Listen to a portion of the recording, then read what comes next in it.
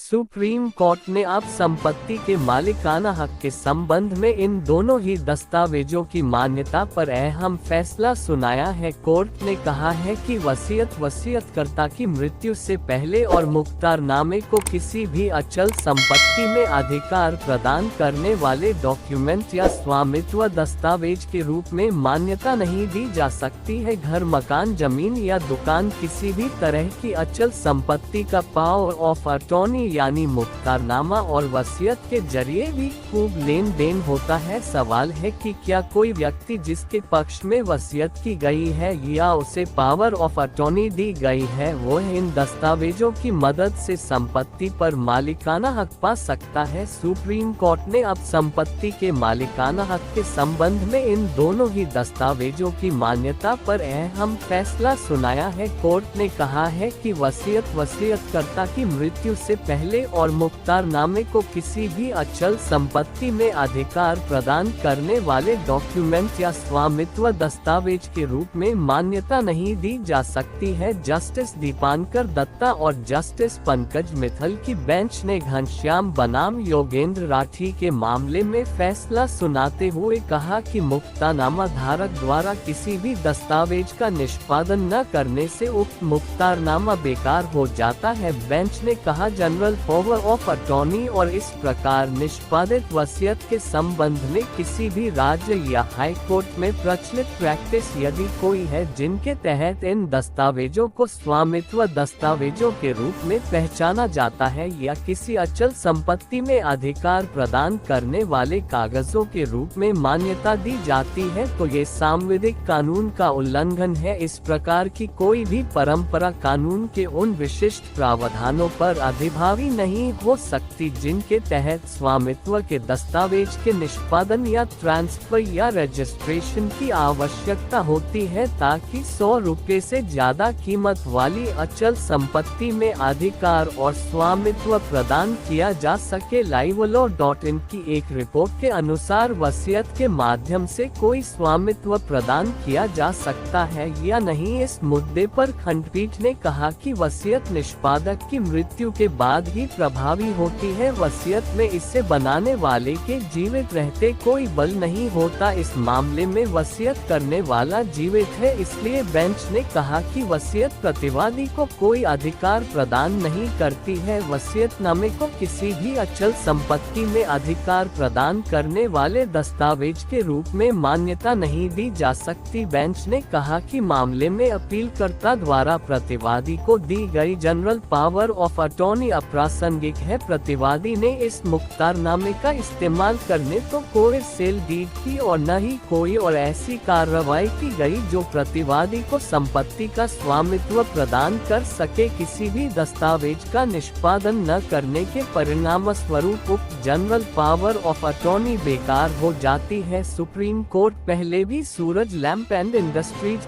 Limited बनाम हरियाणा राज्य और अन्य 2009 के केस का फैसला सुनाते हुए कह चुका है कि अचल संपत्ति को एक पंजीकृत हस्तांतरण विलेख सहायता से ही हस्तांतरित की जा सकती है। ये sales agreement general power of attorney और वसीयत के माध्यम से नहीं किया जा सकता। सुप्रीम कोर्ट ने अब घनश्याम बनाम योगेंद्र राठी मामले में भी सूरज लैंप एंड इंडस्ट्रीज लिमिटेड बनाम हरियाणा राज्य और अन्य वाले मामले में दिए फैसले से सहमति जताई है।